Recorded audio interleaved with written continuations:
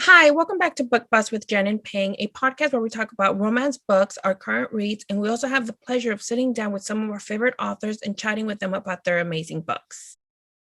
Hi, everyone. It's definitely been I feel like it's been a freaking long week. Mm-hmm. And the daylight time saving, I love it when it's in the fall, but during the spring like this, I don't really like daylight time changing, saving, whatever you call it. But I hope that time change did not mess anyone up, because I'm pretty sure it's gonna mess up my daily schedule. Well, technically, we're losing an hour. Yes, an hour of sleep. Well, anyways, so today we have the pleasure of chatting with international bestselling author K.A. Tucker. She has written complimentary romance, fantasy, suspense. All of them are absolutely amazing. And we recently finished reading Running Wild. And oh my gosh, this book gave us all the feels. We cried so many times for this book, and it was really refreshing at times. It was really refreshing, something new for the both of us. And it was definitely more than what we expected, and we love every single minute of it. So can't wait to talk to her about the books and her books. And so sit back, grab some coffee, and hope you enjoy today's podcast. Thank you so much for joining us today. It's truly an honor and a pleasure. And how are you doing today? I am good. I'm great. It's Saturday, so it's our March break that just started now I'm in Canada, and so our kids are off for the week, and so we're just getting ready for that. But otherwise, we're good. That's awesome. I've always wanted to go to Canada. Always. You've never been? Where are you from? I'm from Texas. And then I'm from California, so you guys are way down there on a nice warm side, though. Right now it's snowing here. It's been snowing since yesterday, so I'm so jealous. So I would take California or Texas right now. See, and I would take the snow over. Texas weather is like so bipolar. One day we're in the 80s, the next we're like in the 30s, 20s. So it's like, what part of Texas are you in? Dallas. Yeah, so they have really wonky weather there, right? It's yes. all over. Yeah. So like yesterday we were like in the 30s, and the previous day we were in the high 70s. That's crazy. Like, yeah. That's why everybody's sick right now with the flu or something. Yeah. What part of California are you in? I'm in the Central Valley, so it's like obviously the center of California. So we don't get snow here. It haven't been really raining much either, so it's kind of dry. But since it's still in the winter, it's still green. But once it's summer, it's just dry and yellow. Right. Yeah. So to get to know you a little bit more, can you tell us what inspired you to publish your first book and to start writing? So I was actually it was how many years ago now? 12 years ago, I guess. 12, more than 12 now. And I was on maternity leave with my second child, and we have a year-long maternity here. And so it was a tough maternity break for me. With my younger kid she was a very young baby and very, very difficult child. But my older one also was difficult because, as we learned later, she was diagnosed. She has autism. So it was a very kind of just a tough time right then. I was at home, struggling and needing some sort of escape for myself. And I've always been an avid reader. And I had an idea to write a book. I used to write when I was much younger, but that wasn't something that I was doing at that point. But I decided, you know what, just for myself, I'm going to escape and start to write. And so I started writing, and I fell in love with it. And it became a passion of mine again. And I knew that it was something that I wanted to continue even as I went back to work and the kids went to daycare, and I picked up life again. And so it was a hobby, and I self-published a few books, and then I wrote 10 Tiny Breaths, and it did extremely well. Just with the timing when I released it, it was just kind of perfect timing. And then from there, it just really snowballed. I was offered representation by an agent. I was offered a publishing contract from a publisher, and and then I, at that point, I had to make a decision of whether I was going to stay in my career, which was a corporate career, or if I was going to write, because I couldn't do both. And on top of that, be a mom and everything. So it was a scary decision, but a very easy decision at that point to make the switch into full-time writing. And I haven't looked back since. What genre would you say is the one that inspired you to start writing? It was fantasy. It was a fantasy. I have always loved fantasy. I shouldn't say that. Sorry, that's a lie. I haven't always loved fantasy. Mhm. I would not touch fantasy for a very long time. And then in my 20s, my husband said, you have to read The Wheel of Time. He handed me The Wheel of Time. So you have to read it. You have to read it. And I said, I don't like fantasy. I don't like this, Dungeons and Dragons thing. I don't, it's not my thing. And he said, no, you have to read it. And so I read it. And then I was obsessed with fantasy for years and years and years. I carved through so many of these big, crazy series of, 800 to 1,000 page books.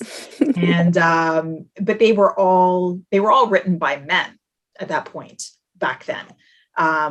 And the ones that I was reaching for and the ones that were popular. And so I've actually found myself gravitating back very much towards fantasy, although I love contemporary romance just as much, but I'm really, really loving reading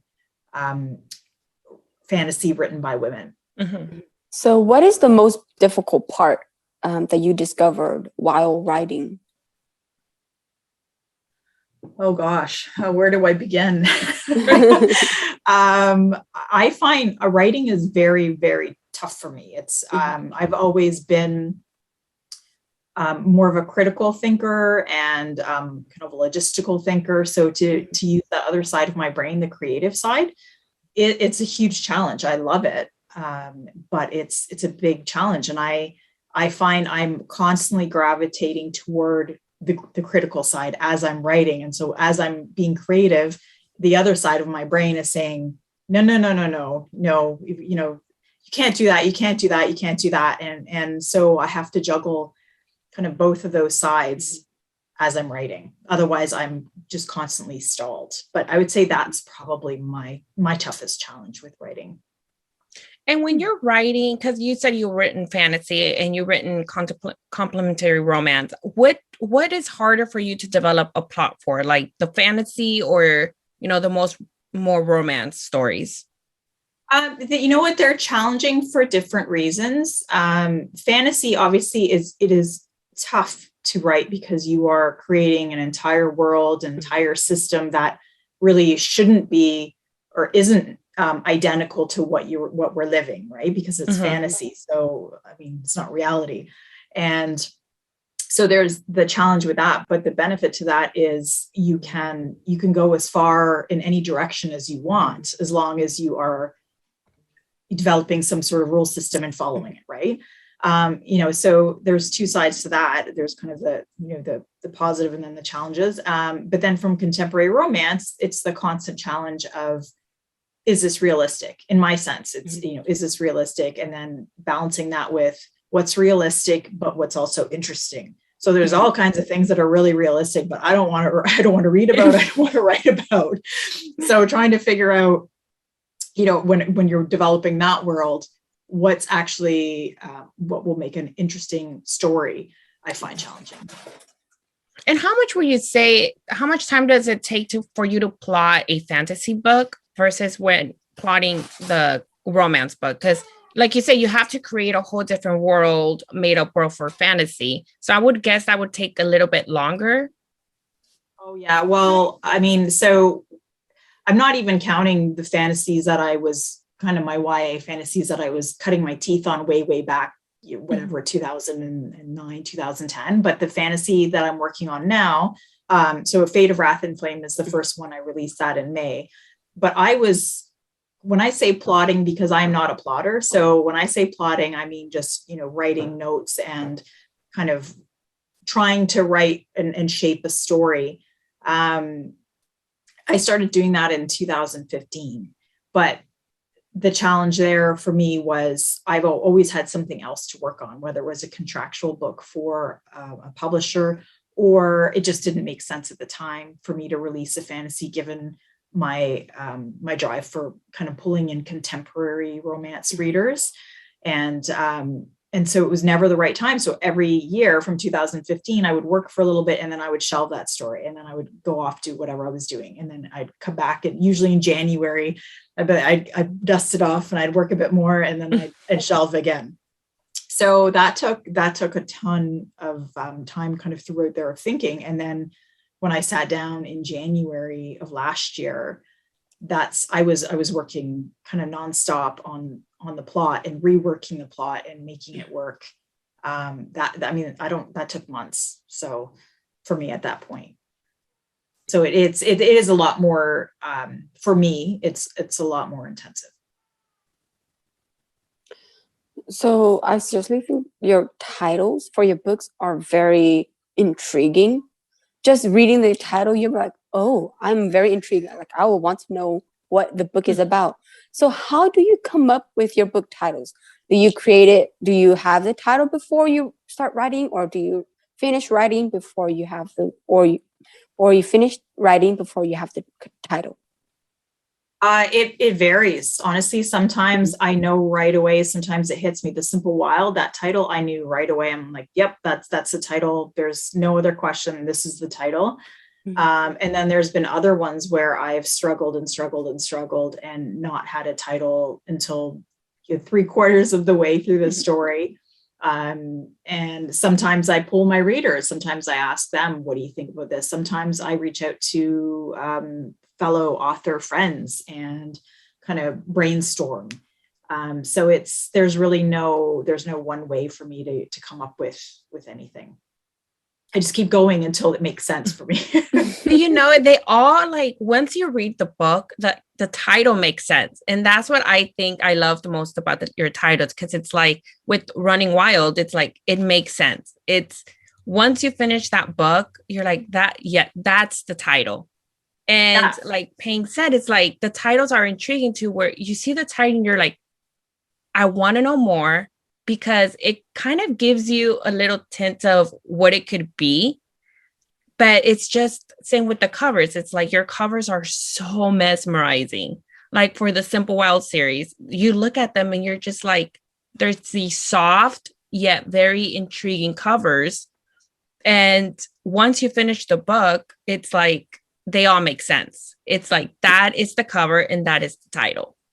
Well, I'm happy to hear that, because as authors, we go through a lot of kind of heartache and just struggle to try and get a title and a book cover right. I've been very lucky especially with the Simple Wild series.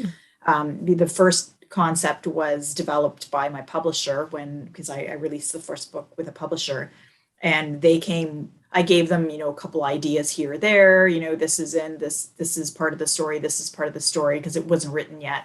And then they come back to me, the designer comes back and said, here, what do you think about this? And it was just perfect right from the start. And then from there, I was lucky to be able to say to my cover designer, my indie cover designers for the rest of the series, say, this is obviously, here's the concept. We need to make this work. We need to come up with something that flows. And Hung is amazing. So she's just brilliant, right? So she just kind of comes back with ideas, and I've always loved them. So, and do you always try to have your covers done before you finish your stories, or are there times where you have to finish the story, like writing the story, before you get a cover made for that?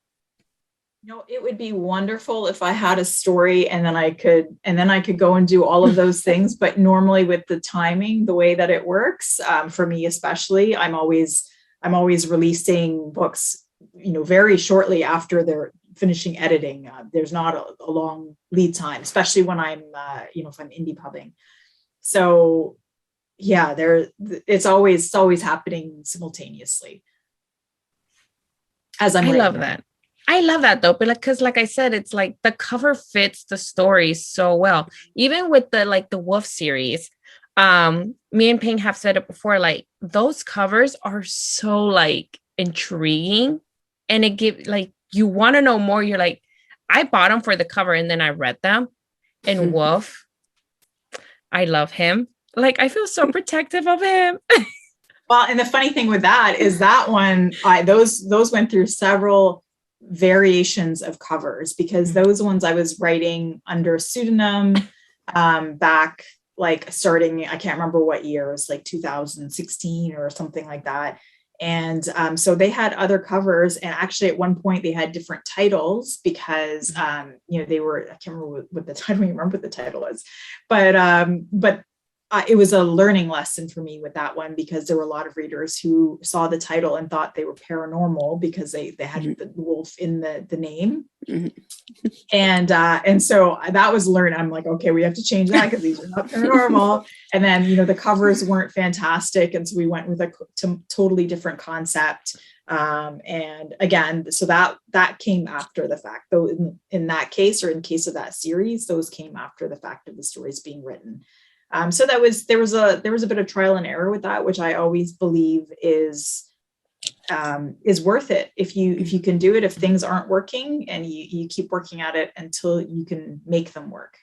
Yeah. And it makes sense. That's in my take on books, especially if you're indie pub, then you have that flexibility. If you're traditionally pub, you don't have that flexibility a lot of the time. Or really ever, but it's always up to the publisher to decide whether they want to recover a book, if they want to do anything like that. So but when it's indie pub, you call the shots. So yeah. So what is your favorite and least favorite part about publishing? Gosh, my favorite part, I mean, there's nothing like that feeling when you've finished that book and it's done and it's gone through its edits and it's, and it's ready to go out. But it's also the scariest part, especially if it's a book that, like with Running Wild, I was nervous about that book because it took such a controversial topic as dog sledding, or the mushing and dog sledding, sorry. And it was, the whole story was kind of worked around that. And I was nervous about how readers would take that. And then also just, if you've worked so long and so hard for a book, and then you're like, oh, what if people hate it? So that it's kind of like that, it's a double-edged sword of the favorite part is having the story ready to go out and being proud of it, being happy of it, or happy with it, and happy how it turned out. But then the other side is, oh gosh, what if everyone hates it? So I don't enjoy that part. Your books have some, like there's some scenes, like with Running Wild, there are some scenes that made me cry, while others I was like, it was very steamy. There, you have the sad scenes, you have the steamy scenes, the happy scenes. So how do you get in the mood, or how do you prepare yourself when you're writing like those type of scenes? I mean, I guess there really isn't any preparation other than I'm big into listening to music while I'm writing first draft. So I will find a song that kind of sets that, or just that music of something that sets the vibe for whatever's happening, whether it's sad, whether it's, steamy, I guess. I don't know really about music for that, but or if it's happy or energetic, I will find a song and I play it and I put it on repeat. So I have to listen to the same thing over and over and over again. I can't have a whole track of music changing because it throws me off. So I guess that's the only thing I do, but scenes or parts of books take me a while.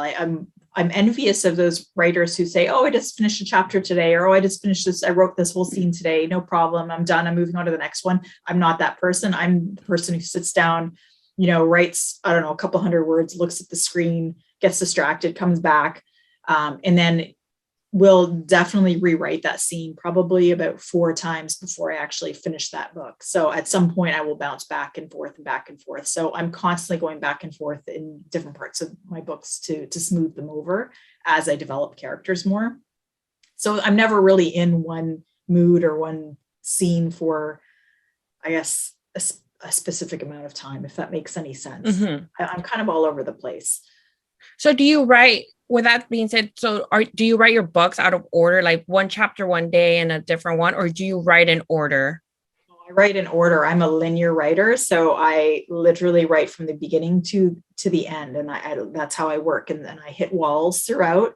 At 50, guaranteed every single book I've ever written, 50%. I hit a wall and I'm like, that's it. I don't know what I'm doing. This is terrible. I gotta go back. So I go back right to the beginning, because at that point I bounced around so much that I have lost my train of thought, and I've lost the feel of the characters, and I have to go back and start reading and revising again and fixing things that I already know that I want to change, just to get back and move forward.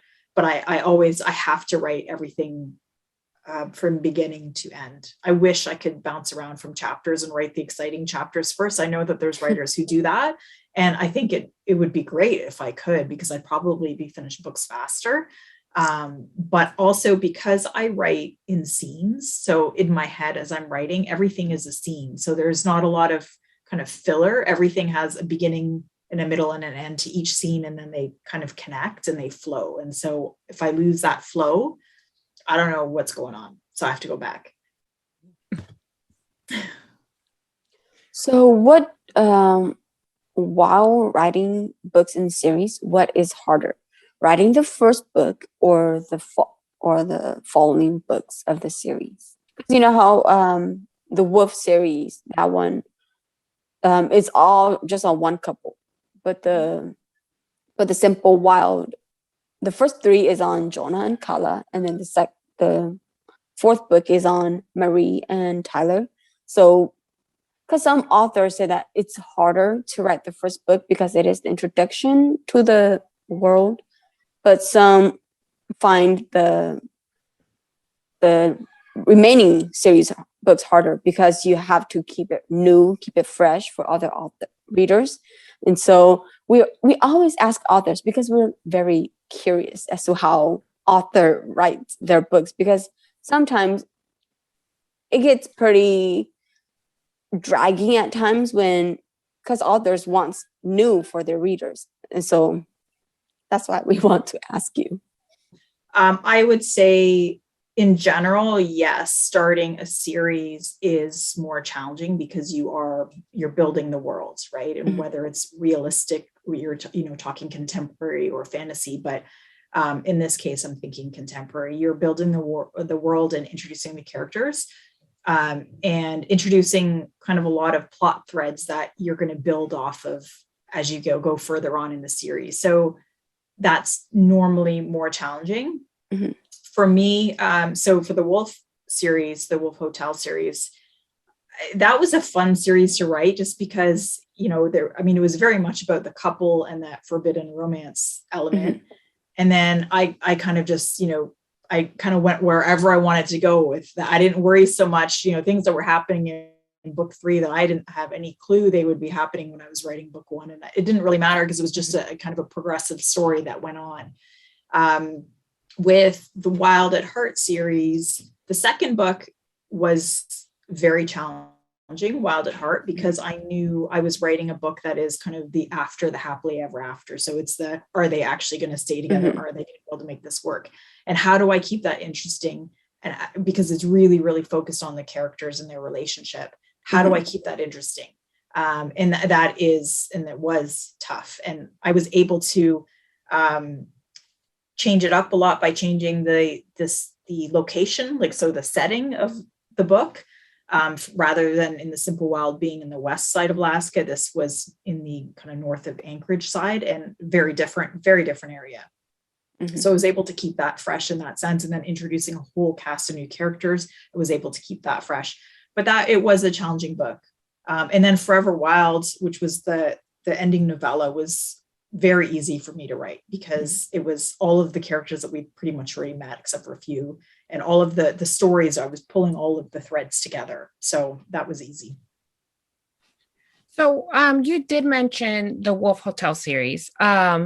So when I started reading that one, I was, like I said, it caught my attention because of the cover and the title.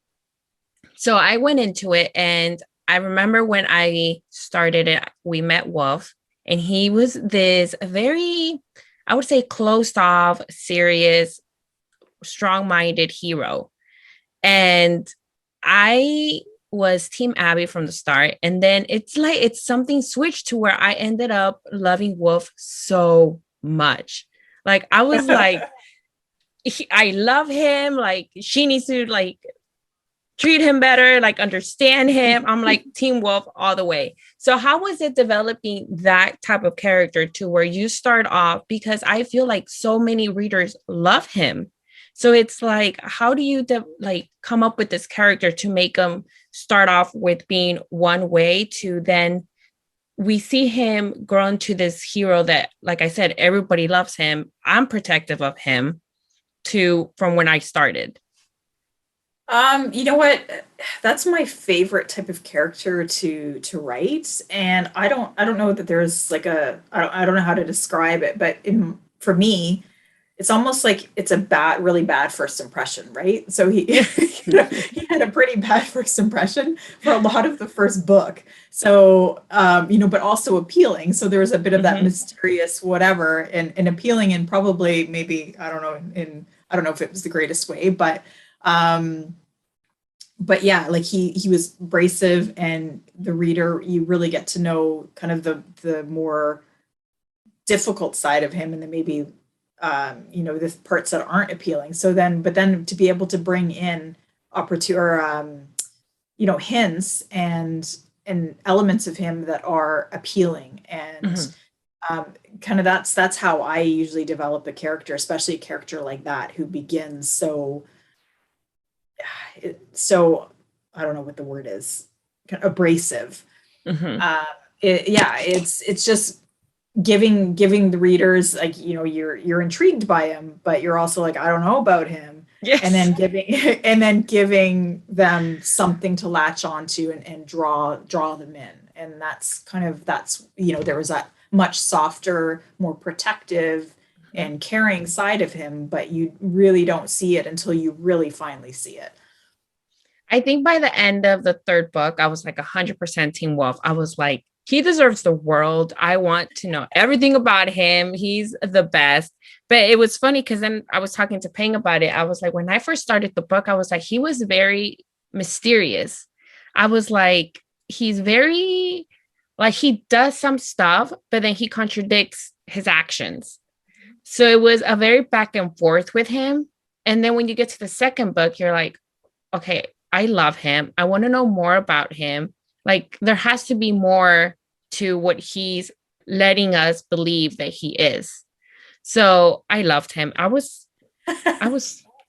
even when we first met him in the first book, I was very curious just because he was this very closed off guy.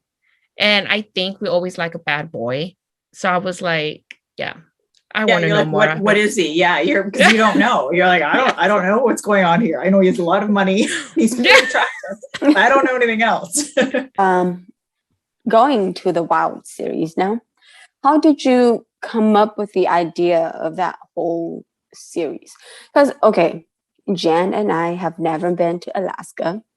And so reading Running Wild was totally something new for both of us. And so we were both very curious as to how that idea for that first book, The Simple Wild, come into play. Yeah. So we have a cottage in northern Ontario. It's on a lake, and across the bay there used to be this cottage with a guy with a plane. He had a float plane, and he would come in and out off the lake with the float plane, and I would sit there and I'd watch the thing take off and come back, and I was always really curious where he's going. I know he was actually teaching flying lessons there, but it was always just very interesting I always wanted to know where he's going. And in Northern Ontario, not so much where our cottage is, because it is, there's road access, etc. But the further north you go, you actually do reach areas in Ontario where you can't get there by a normal vehicle. You have to either fly, well, you have to fly in. And so when I say normal vehicle, I mean a car, sorry. And anyway, so I guess watching that guy take off and land made me start asking questions about, who is he? Where is he going? Wouldn't it be really interesting to see? And then, it'd be cool to have a story based on a pilot and this and that. And that's how all of my stories start, is just a little thread of something. And then from there, I was originally planning, or I was looking and researching Northern Ontario as a base for a story. And then I was looking at Yukon, which is also in Canada. Also, it's right beside Alaska, right? So you'd have a lot of that same feel there.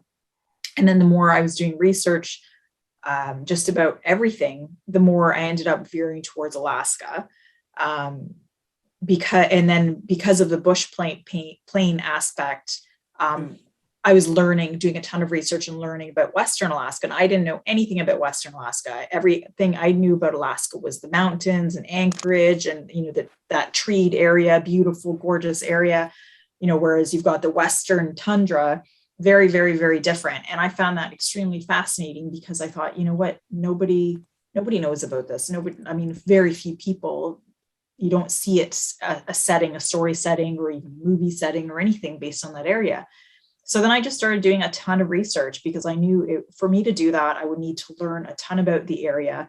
And there's a lot of the Indigenous population in that area. There's which is the Alaska Native area, and it's just a completely different lifestyle. They're completely isolated from one side of Alaska. You cannot get across there unless you were going by plane. There are no roads going across. So I just found that extremely fascinating.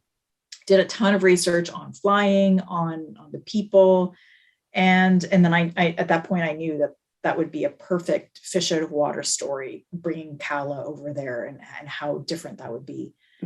And that's where that story came from, really. And then from there, I knew that I wanted a very strong family plot line, which was Kala and her father and the estrangement. And then I wanted the romance, and I wanted both of those plot lines to be very strong and very central to the story, and to figure out a way to weave them in together. So that took quite a bit of work to figure out the right balance, but I think I did. I hope I did. You did. I think you did. It was so funny, because when I started reading the books, and it's like Proposal with Sandra Bullock was based in, I think, in Alaska. Yeah. And I kept thinking about that movie when I was reading the book. I was like, Alaska. I want to go to Alaska. I was like, not first because of the movie, now because of the book. I was like, I went in September finally. And really? It was incredible. It was such an incredible trip. I was only there for 6 days, I think, on the ground, and I really want to go back again. But I think we made the most of the 6 days that we had. We were all over the place, just in the Anchorage area, and like north a bit and south a bit, and it was amazing. I highly recommend it. So I've never been there. So do they have an airport where they actually land people in, or no? Or do they have to fly like charter? Like how? Oh yeah. Whichever area I don't know which area you're talking about, but they have the bigger areas have, you've got your regional airports, you've got the Anchorage airport, you've got there's tons of little airports. So we drove up to Talkeetna, and there's tons of little charter airports, and then like the regional city airports. And when I say airport, they're pretty basic. They're just, got a couple runways and some simple buildings. But you land and take off there. It works. But there are the bigger airports that do have, flight plans and the Alaska Air, and yeah. Alaska's in my bucket list. I want to go, but like with Canada, I want to go when it snows. Like, I love the cold. I love the cold. So I'm always wanting to go everywhere when it's cold. When you say the cold, what do you mean by the cold? Like, What I have you mean, like, I experienced? want it to be like snow outside and me having to wear like a bunch of like jackets. Yeah. I say that, but when it's cold in Texas, when it's like 20, I'm like with a bunch of scarves and I'm like, I don't like the cold. There's cold, and then there's, you step outside and your nose hairs freeze in instant, and your hands are like throbbing in pain if you don't have gloves on. So there's different levels of cold. That's what my cousin said, because he's from Chicago and he's like, you don't know what cold is. He's like, Yeah. you don't know. Yeah, and so Chicago's on the one side of the Great Lakes and Toronto's on the other. So Chicago and Toronto get very similar weather. And so I get it. It can be very cold. Yeah, he's like, come visit me for a week. And he's like, you're going to want to leave the second day you're here. Yeah. Yeah. Well, Texas is, like I said, Texas, it's a weird weather. So when because I know, like Payne said, the first 3 books in the Simple Wild series are about Jonah and Kala. Did you, when you were, well, I guess what my question is, were you always planning on giving Marie her own book? Because I know with people who read Jonah's story, I would say always saw Marie as, I wouldn't say the villain, but I would say like the third person who was always there in the middle. So did you always plan on giving her her story, her happy ever after, and having us, I guess, get to know her more? You know what? She was never, when I crafted her or introduced her in The Simple Wild, I never sat there thinking, oh, I got to give her her own story. That was, at that point, that was not part of the plan. But I also, that part of the plan that wasn't to continue the series was also not necessarily part of the plan until I finished The Simple Wild and I knew, oh, I could totally write another book here because, their story's not over. It's just beginning. And I think it was after I wrote Wild at Heart and I finished that, seeing that there definitely was an opportunity to give Marie her own story, because for me, she's always been very misunderstood. Is she kind of a villain, as you say? I would never call her that. Did she have feelings for Jonah? I mean, anyone who's read the Running Wild would know that she did at that point. But when readers met Marie as she did, they met her as the outsider. So when they were already in the story, they were already falling for Kala and Jonah together. But Marie was there before. Marie and Jonah, if you've read Running Wild, I mean, they had a tight relationship. So here comes Kala coming in and blowing all that up. Now, what it was, all that is a conversation, because obviously it wasn't what Marie wanted it to be.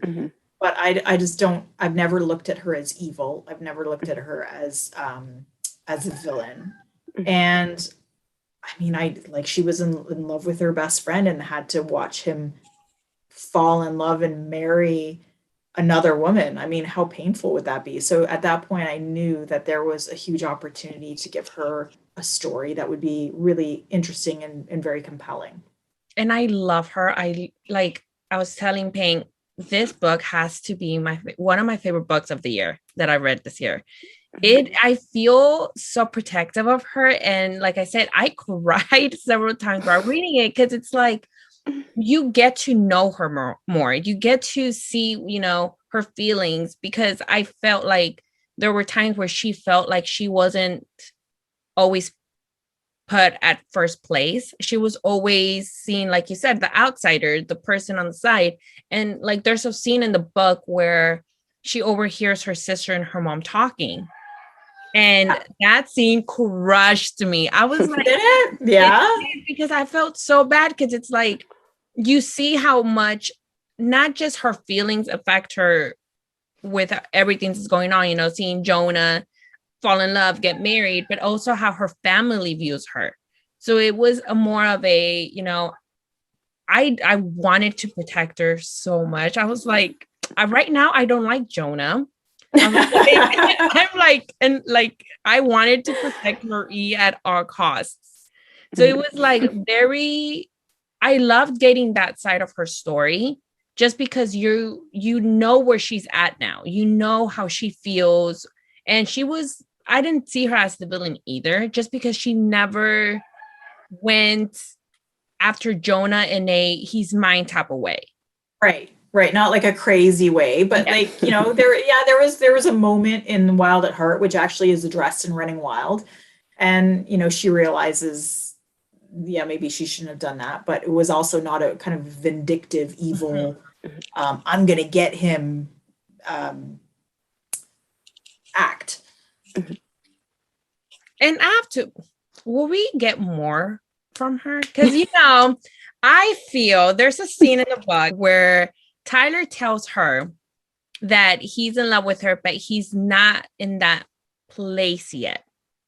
And he asks her, wait for me. I want you to be at the end of the line waiting for me.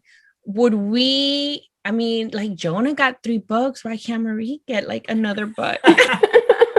No, people have been asking that, which is funny because for the longest time, everybody was like, I'm not excited about Marie. I'm not excited about Marie. Just give me more Calla and Jonah. Don't write this other book. So I'm like, all right, I'm going to write it. But with Calla and Jonah, like I said, the first book was very much, there was that element with Ren and Calla, and then it was, leaving and not being together. And so there was a lot of material that you could build a book on, like Wild at Heart on, with the two of them. With Marie and Tyler, I feel like they're there. Like they have elements to their relationship that, you could watch as a reader, you could watch it grow, but, challenges and things like that, is that enough to write a whole other book? I don't see it being that way. If I were to write another book in the series, which I'm not committing to in any way, shape, or form, it would be completely new again. It would be a different character. And then would you see Tyler and Marie kind of as that cameo, just as you've seen Calla and Jonah, and you've seen other characters in the world, and you get to see how they're progressing. That would likely happen. But I think where Running Wild ends, it's kind of, for me, it was a feeling of, okay, she's getting what she wants. She's going to get what she wants. That was, things are going to work out for them. That's how I wanted to end that book. I'm not going to say I'm not sad, because I'm like so obsessed with them. I'm like so obsessed with them. It was like, when I finished the book, I literally sat there. I'm like, oh my God, I love her. Like, I actually do love her, because like I said, like, we saw a side of her that we didn't expect to see. And it's like, you finished the book very protective of her. There were times where, like with Tyler, like, he's coming from a place where, he's closed off. He has some grief still in him, and he was not looking for anybody. So it's like, there's times where I'm like wanting to smack him. I'm like, stop doing that. Like, you're playing with her feelings. But it was like, with that book, it made me so protective of her, and I love them. They were just, I'm happy to hear that. So you did mention that some readers said that they're not excited for Marie and they don't really need her book. So was it hard to make, while writing her book, to change hoping when you write it will change their mind and that will turn them to love her? Was it hard while writing the book? The fear was there, that because, when you sit down to write a book, you're working on it. For me anyway, I'm working on it for, 3 months solid, or around that, I think, for that one. And so you're sitting there and really delving into the book, and I'm thinking, oh God, like, I already know that people don't really want this book, but I feel like I'm going to give it to them anyway, because I think they're like, she's misunderstood, and I think it's going to be a great story. But what if they don't like it? What if nobody likes it? But that's a worry with any book, frankly. But you know what, with very quickly writing that very quickly within the story, you know, this kind of the second chapter already, I was, me as a writer, I was like, oh, I'm loving Marie. I was personally loving her. And so I couldn't see how readers would not love her. So I felt confident that their minds would be changed if they were willing to pick up the book. And that was my kind of my big concern, is maybe they're just not going to pick up the book, period. And then they'll never know. And, you know, it is what it is, but I'm going to write the story that I think Marie deserves. So yeah, it was, I wanted people to give her a chance. And I felt like if they give her a chance, 9 out of 10 times, they're going to be happy with her. How much research went into this book? Because me and Payne, like we mentioned, this book was, I mean, it had the Dogsled Race storyline. I've never ever read a book or watched any movie with that sort of plot. So how much research went into that? A ton. I mean, when I went to Alaska, I went to a kennel, and we went on it was dry land because it was still grassy and muddy. There was no snow there at that point. And we went for a training run with the dogs, and we met them and everything. I talked to a musher who actually did run in the Iditarod. And so I was able to get that, just kind of that real life feel just for the dogs themselves. But then I spent a ton of time reading online on the website, on like the Iditarod website. And there's so much information on there. There's a ton of education there. There's a lot of blogs, a lot of volunteers, a lot who blog about their experience. Just there's a ton of information. So it was a lot of going through and reading to make sure that I understood and was able to get a good grasp of kind of what that event looks like. But then also I needed to write it in a way that it didn't feel like I was, just dumping a whole bunch of information about a race. Like, it really needed to weave really well into the story of Marie and Tyler. So yeah, I did a ton of research, and then I really only kind of pulled what I felt made sense. And I hope that I did it justice. I was a bit nervous about that, because I know it is something completely different and completely new, and I had no idea. I mean, it's running right now. Although I'm trying to think what the last day is. Oh, they're definitely still running, because the Iditarod started last weekend. So, and even the fastest of them is going to finish in, call it 8 days-ish, 9 days, depending on the weather. So they should be finishing up really soon. Oh, no, I'm excited. I need to go. While reading this book, I was like, oh my gosh, I need to look up more about this race, because I've never heard of it. I don't know why. Maybe I've been living in a box. I don't know, but I've never heard of the Dogsled Race. So when it was mentioned in the book, I can seriously tell that you did a lot of research for it. And I was like, I really enjoy when author do research and you can see it in the book. And just obviously not a bunch of information, but with the importance of the research about it, I seriously love that. And Marie being a veterinarian, I seriously feel like you did an amazing job about it. Like, do you have friends, or did also research about being a vet also? Because the way how you describe everything. Again, a ton of research, ton of reading. And I think I was nervous about the vet aspect, because I mean, that's a whole giant topic on its own. And to try and, write from a veterinarian's perspective, when, I mean, that would be tough, right? So I knew going in that it was going to be, it was going to be fairly surface level in the sense of, from a technical standpoint. I could not get technical, because this is, a romance women's fic, and readers don't necessarily want the technical, and it doesn't, you don't necessarily need it for the story. but I also really wanted to capture, the things about the veterinary. I didn't want to work in stereotypes. I wanted to address kind of the realities of it. So again, yeah, but a bunch of research and a lot of reading blogs, it's always, I fall down a lot of rabbit holes when I'm doing research, and I go off in, tangents, and it's really all about asking questions and asking the right questions, typing the right questions into Google, and then finding where that leads you. That's for me, for research for any story. That's where I end up kind of gathering the bits of what I hope is realistic and paints a realistic picture. I have to say, there are times when you read fiction books and you can totally say, okay, yeah, this book is fiction.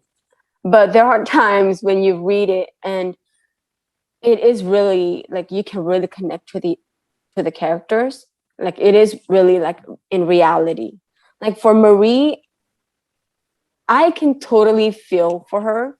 I don't know, like, but seriously, I have to say every single time when it's an unrequited love book, or I cry every single time for any unrequited love story. And so for this one, I seriously feel for Marie. I cried so many times with her. And I have to, like what Jen mentioned earlier, I am not liking Jonah. like I get it that he didn't know that she liked him. Like he've always looked at her as his friend. So I totally get from his side of view. But at the same time, now I'm really protective of Marie. Like she loved this guy so much that she let go of her fiance. And for her, now falling for Tyler, and Tyler just to be like, oh, I'm sorry. Like I'm still grieving. I'm not ready for any complications. I know, it's like strike two. Yes. Yeah. And I love Marie so much, and I seriously think it is really everyone. I'm pretty sure everyone goes through unrequited love once in their lifetime, and so it is pretty realistic. And I seriously am glad that you wrote Marie's book, even when readers are like, I don't want her book. I'm glad you actually wrote her book. Yeah, I was like, I'm giving you her book, whether you want it or not. Yeah. So since we talk more about Marie, let's dive more about Tyler's character. So how did you actually develop Tyler's character, since he's like this very closed off, since he's been grieving about his wife and with their kid that didn't make it? So how did you come up with the idea for Tyler for him to go through what he did? Well, I guess when I was figuring out what the story would be and who Marie I knew that Marie was going to fall in love with someone. It would be kind of a repeat, in the sense that, it was like the strike two, like, oh man, I'm going after the wrong guy here. It very much needed to be a situation where it's not like, he just decided, oh, I don't like you and then I like you, something as simple as that. There had to be some sort of major personal conflict on his side that, really had nothing to do with Marie. And so, for me, it just made sense, that it would be tied to him still being in love with someone else. And then, you follow down that path or pull that thread and be like, okay, well, why aren't they together anymore? I don't want it to be because, oh, they just broke up. I want it to be something very, very, profound and final. So you don't have to worry about her coming back. Yeah. I just, and I don't even know. I think I just kind of went through thinking about tragedy, thinking about different things that people go through in life. And that's another challenge, and it's fairly rare, especially in kind of that part of the world, I should say, where he was from. But it happens. And I always try and write stories based on things that happen. And I do a lot of research and I pull news stories. I read the news constantly, just kind of people news stories, because it's always interesting to see what other people have gone through, and they give you ideas. And his character was very, like I said, there's times where I wanted to be like, what are you doing? Because he would like flirt with her and then he would take it back. And then he would say stuff and he would take it back. And then there's a scene where when he actually tells her, it like, I'm not ready. I don't want anything. Like, we should be friends, etc. But it's like, you also see that side of him that he's struggling. Like he's, holding himself back. So did you ever, so I'm talking about a certain scene. So when he like cuts her off and tells her, that they're better off as friends, was that scene planned from the beginning? Did you know that was going to happen, to where, like you said, the same thing happened again with that strike too? She falls for the person who is doesn't want to commit, or he feels the same, but he doesn't want to go that route and give himself a second chance. Yes. Yeah. So I knew always that I would have to develop that somehow. And so again, not to spoil anything here, but the thing that happens with, in the tent that night, and all of that. I mean, I that was very specific as I was building that, because the reader needed to feel the tension between them. They had to feel that there was something there already. Otherwise, or a potential of something there. Otherwise, him saying, I just want to be friends, wouldn't have the same impact. Mm-hmm. And you can already see, like, she's already getting hooked. She's mm-hmm. already getting pulled in, and her feelings are already moving in that direction. And given that the book starts with a flashback of her still being in love with Jonah, mm-hmm. And even at the first chapter, it's still in the second chapter, it still has that Jonah vibe. Jonah's still very much mm-hmm. on her mind, even though she knows that it's not going anywhere, mm-hmm. And it will never go anywhere.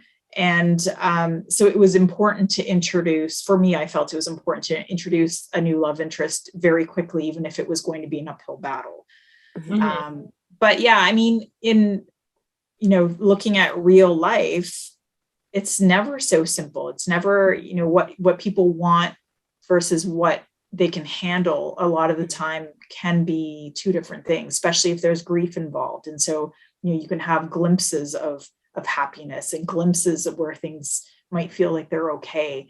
And then all of a sudden you remember, oh wait, they're not okay. And that can, that can mess with your mind and mess with your emotions. And I think that's what happens with Tyler, especially as, he meets Marie, who he did not expect to meet anyone who would interest him. So, and here he's meeting someone who's who he's interested in, or is appealing to him. And, but all of a sudden, oh yeah, wait a minute, here's my past, giving me a good swift kick every once in a while.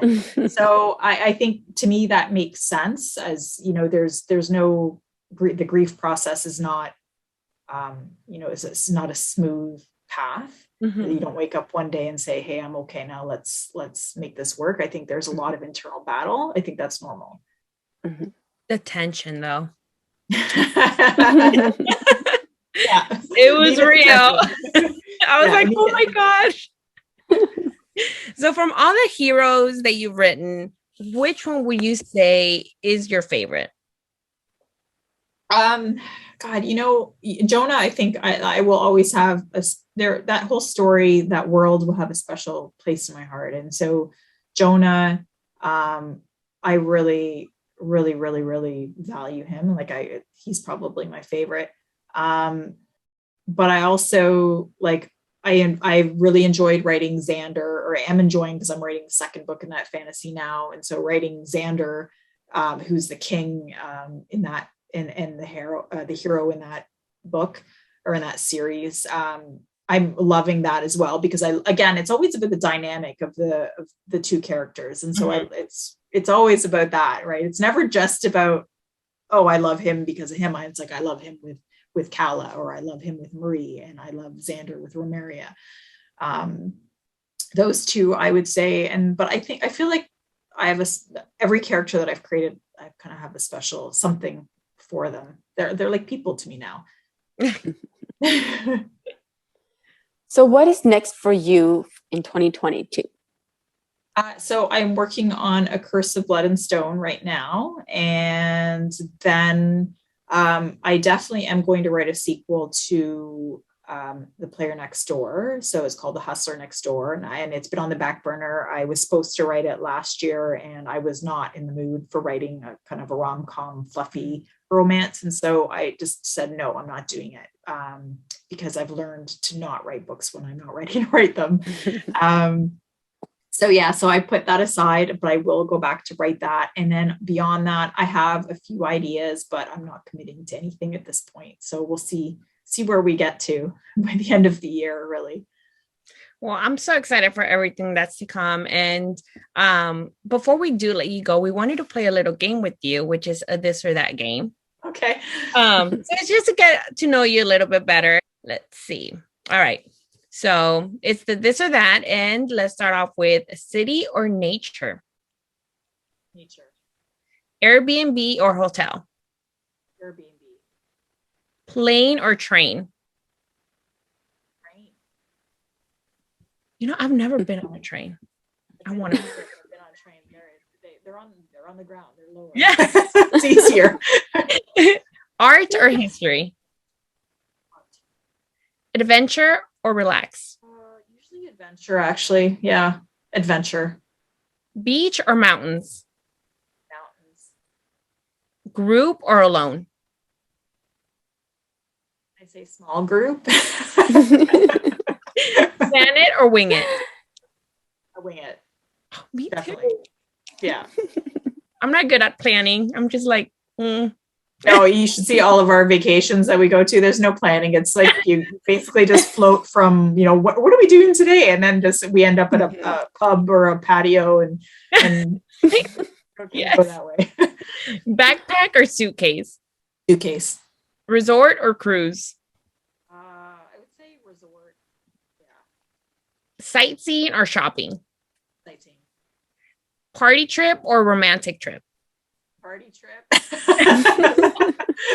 Tourist stops or hidden gems. Hidden gems. Yes. All right. So that is for the this and that. Thank you so much for joining us today. It was seriously a pleasure talking to you. And like I said, we love your books. Love The Running Wild. It's chef kisses. It was amazing. Oh, thank you so much. Thank you. And thank you for having me, both of you. You're welcome. And we cannot wait for the books that you have coming up this year. We're so excited. And we hope you have an amazing weekend. You too. Enjoy Texas and California, not snowing. Enjoy it. Thank you. All right. Thank you. Bye. Bye. Thank you so much to Kay Tucker for joining us today on our podcast. I seriously need to read more of her books. I love her writing style. And like she said, her books, even though they are fiction, it is very realistic. You can totally... fantasy. I need to read those. Oh my gosh, those covers. Like I see those covers and I'm like, oh my gosh, they are so awesome. But at the same time, like I've mentioned before, I have not really read a lot of fantasy. But I think I'm going to go read them now. I love the way how she writes. Like her writing style and everything I love it. So I'm going to have to read more of her books. And and if you have not read Running Wild, oh my gosh, guys, pick up this book. I highly recommend it. It is so amazing. You might cry, you might not cry, but we cried. Yeah, we totally did. Like I totally have like a box of tissues next to me because I feel for Marie. So our Gianna and our Anna giveaways were closed yesterday. So thank you to everyone who entered. And guys, there are a lot of entries for each giveaways. So bear with us it's probably going to take us a few weeks before we announce the winners. So please be patient with us. Be patient because, like you said, we have a lot of stuff going on, meaning with our book box, we literally are finishing because we're formatting the books ourselves. Yes. So it is a little bit longer. We're finishing the first one, so we're gonna send that off. I mean, by the time this podcast goes live, I'm hoping we would have sent it out already to get like a sample. We just technically finished ordering the swag. Yeah. So we're narrowing down everything for the first box. We are days away from getting the second cover done, and then the third cover is being worked on. So it's like a lot of stuff is happening right now. So it is going to take us a little bit to announce the winners, but we are. Yes. Once again, thank you, K.A. Tucker, for joining us. And if you have not read Running Wild, pick that up. We hope you guys enjoyed today's podcast and hope you guys have an amazing rest of the week. And we'll see you guys next week. Bye. Bye.